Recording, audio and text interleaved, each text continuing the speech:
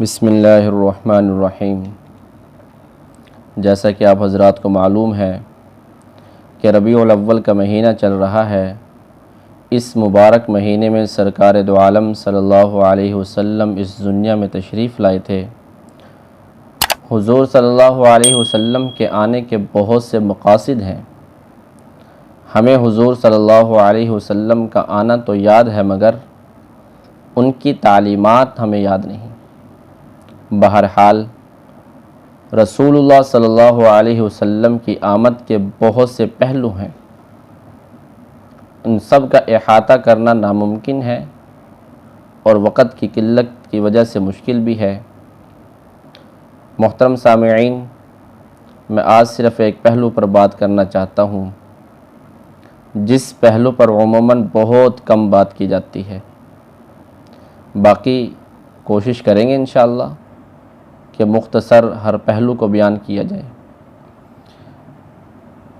ہم اپنے موضوع کی طرف آتے ہیں، اور وہ پہلو یہ ہے کہ رسول اللہ صلی اللہ علیہ وسلم بحیثیت ایک مثالی شوہر تھے۔ یاد رکھیں کہ زندگی کو خوبصورت بنانے کے لیے گھریلو نظام بہت اہمیت رکھتا ہے۔ دو افراد، مرد اور عورت، دو بول سے ایک ہو جاتے ہیں۔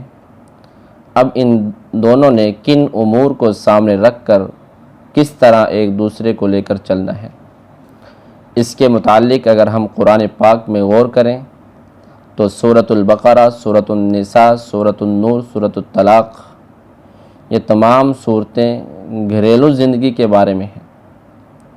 میاں بیوی تو معاشرے اور سوسائٹی کے اہم کردار ہیں، ان کو سیرت طیبہ کی روشنی میں اپنی زندگی گزارنے کی ضرورت ہے۔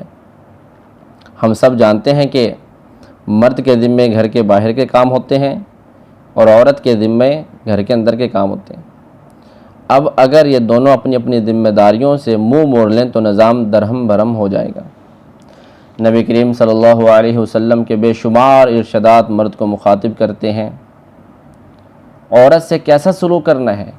کسی جگہ ارشاد فرمایا استوصوا بالنساء خیرا، کہ تم عورتوں کے بارے میں خیر کی وصیت قبول کرو، اور کسی جگہ ارشاد فرمایا اکمل المؤمنین ایمانا احسنهم خلقا والطفهم باہلہ، کہ فرمایا کہ ایمان والوں میں ایمان کے اعتبار سے سب سے کامل، اکمل، مکمل وہ ہیں کہ جس کے اخلاق سب سے اچھے ہیں اور جو اپنے گھر والوں پر سب سے زیادہ مہربان ہیں۔ اب یہاں پر ہم اپنے آپ کو دیکھیں تو ہم میں سے بہت سے لوگ باہر کے لوگوں کے ساتھ تو نرم لہجے میں بات کریں گے، بہت اچھے اخلاق دکھائیں گے، لیکن جیسے ہی گھر میں داخل ہوتے ہیں تو رویہ فوراً تبدیل ہو جاتا ہے۔ اللہ، تو یہ زندگی حضور صلی اللہ علیہ وسلم کی زندگی ایک بہت اہم زندگی ہے، تو اس لیے باہر کا سارا غصہ، ساری تھکاوٹ بیوی بچوں پر اترتی ہے، کیونکہ انسان کے اخلاق کی سب سے بڑی آزمائش کی جگہ اس کا اپنا گھر ہوتا ہے۔ گھر کے ماحول کے اندر انسان اپنا حقیقی مزاج چھپا نہیں سکتا۔ اسی وجہ سے میرے آقا نے ارشاد فرمایا بہترین اخلاق اس کے ہیں جو اپنے گھر والوں کے ساتھ اچھے اخلاق رکھتا ہو۔ بہرحال یہ اخلاق والا موضوع بہت لمبا ہے۔ اگر ہم سب یہ چاہتے ہیں کہ ہمارے گھروں کا ماحول حقیقت میں ایک گھر صحیح ہو جائے، ایک گھر بنے، تو اس کے لیے طے کر لیں کہ جو اصول نبی پاک صلی اللہ علیہ وسلم کی زندگی سے ہمیں ملتے ہیں ان پر عمل کیا جائے۔ سب سے پہلا اصول یہ ہے کہ بیوی سے مسکرا کر ملا جائے۔ صحابی رسول ہیں حضرت عبداللہ بن حارث، تو یہ بیان کرتے ہیں ما رأیت احدا اکثر تبسما من رسول اللہ صلی اللہ علیہ وسلم، کہ میں نے محمد مصطفیٰ صلی اللہ علیہ وسلم سے زیادہ کسی کو مسکراتے ہوئے نہیں دیکھا۔ اللہ اکبر، مسکراتے ہوئے ملنا تو آپ کا وصف خاص تھا۔ اور ایک جگہ ارشاد فرمایا تبسمک فی وجہ اخیک لک صدقہ، کہ اپنے بھائی کے لیے مسکرانا تمہارے لیے صدقہ ہے۔ اللہ تعالی ہم سب کو اس پر عمل کرنے کی توفیق دے۔ لہذا خوشگوار موڈ میں گھر جائیں، اور مسکرا کر بیوی کا سامنا کریں، اسی طرح جو ہے سلام کریں، یقیناً اس فعل سے دونوں کی تھکاوٹ آنن فانن دور ہو جائے گی۔ دوسرا اصول یہ ہے کہ بیوی کے کاموں کی تعریف کرنا۔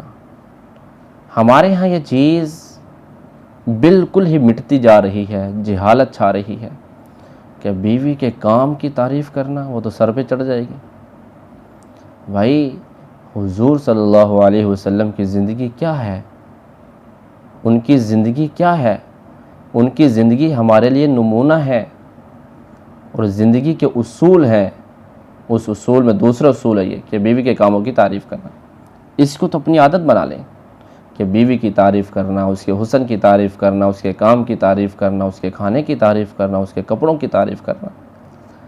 اس بات سے اس کو حوصلہ ملے گا اور وہ مزید خوشی سے آپ کے گھر کو بہتر بنائے گی۔ تیسرا اصول یہ ہے کہ گھر کے کاموں میں بیوی کی مدد کرنا، یہ سنت نبوی ہے۔ اس سے شان میں کوئی فرق نہیں آئے گا، لیکن بیوی کا دل خوشی سے باغ باغ ہو جائے گا۔ حضرت عائشہ فرماتی ہیں کان یکون فی محنت اہلہ، کہ آپ صلی اللہ علیہ وسلم اپنے گھر والوں کی خدمت میں لگے ہوتے تھے۔ فَإِذَا حَضَرَتِ الصَّلَاةِ، جب نماز کا وقت ہوتا، قام فصلى، تو کام چھوڑ کر نماز کے لیے تشریف لے جاتے۔ تو ہمیں بھی ایسا کرنا چاہیے، گھر کے کاموں میں بیوی کے ساتھ کام کرنا چاہیے۔ چوتھا اصول، بیوی سے محبت کرنا اور اس محبت کا اظہار کرنا۔ یہ نہ سوچنا کہ وہ سر پہ چڑھ جائے گی۔ اگر ہم ایسا کریں گے تو ہماری زندگی سنوریں گی۔ اب یہاں یہ بات یاد رکھیں کہ جس ہستی سے محبت کرنے کا حکم ہے وہ بیوی ہے، اور بیوی نکاح کے بعد بنتی ہے، پہلے نہیں۔ جبکہ ہمارے ہاں الٹا رواج ہے کہ نکاح سے پہلے تو خوب عشق و معشوقی چلتی ہے اور نکاح کے بعد رویے بدل جاتے ہیں۔ اسلام ہمیں سکھاتا ہے کہ بیوی کی طرف دیکھنا، اسے بات کرنا مرد کی طرف سے اس کی بیوی کی امانت ہے۔ اللہ، نبی پاک صلی اللہ علیہ وسلم کو اپنی پہلی بیوی حضرت خدیجہ سے بہت محبت تھی۔ آپ نے ان کی زندگی میں دوسری شادی نہیں کی، یہاں تک کہ حضرت عائشہ صدیقہ رضی اللہ عنہا بھی کہہ دیا کرتی تھی کہ اللہ کے رسول، ایسا لگتا ہے کہ خدیجہ کے سوا تو دنیا میں کوئی عورت ہے ہی نہیں۔ تو آپ ان کی خوبیاں بیان کرتے اور اس محبت کے راز میں زور سے پیدا کر فرماتے کہ ان سے میری اولاد بھی ہے۔ حضرت خدیجہ کے بعد حضرت عائشہ سے محبت تمام بیویوں سے زیادہ تھی۔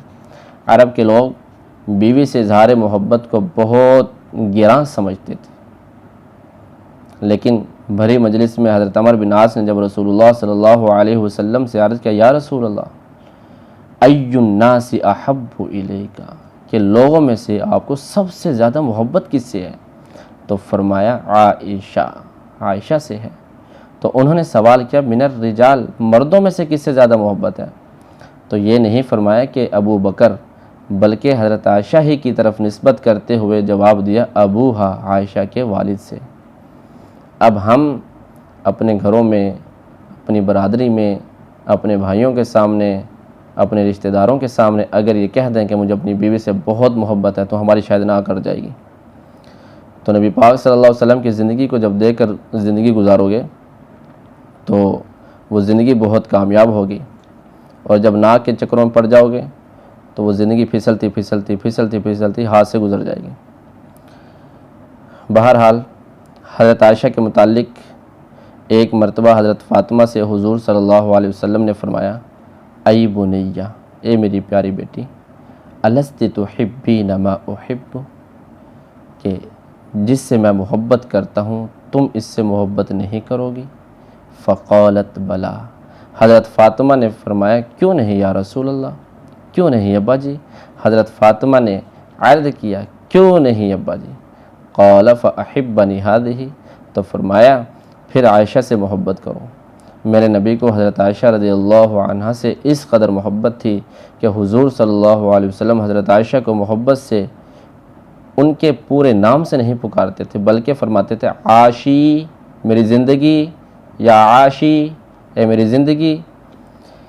تو میرے دوستوں، میرے عزیزوں، ہمیں بھی محبت میں اپنی بیویوں کا نام ایسا رکھنا چاہیے کہ جس سے اس کو خوشی ہو۔ بہرحال وقت زیادہ ہو گیا ہے، اس موضوع پر بقیہ گفتگو انشاءاللہ اگلے بیان میں کریں گے۔ تب تک کے لیے اجازت۔ اللہ تعالی ہمیں صحیح معنوں میں حضور صلی اللہ علیہ وسلم کا عاشق رسول بنائے۔ وآخر دعوانا ان الحمد للہ رب العالمین۔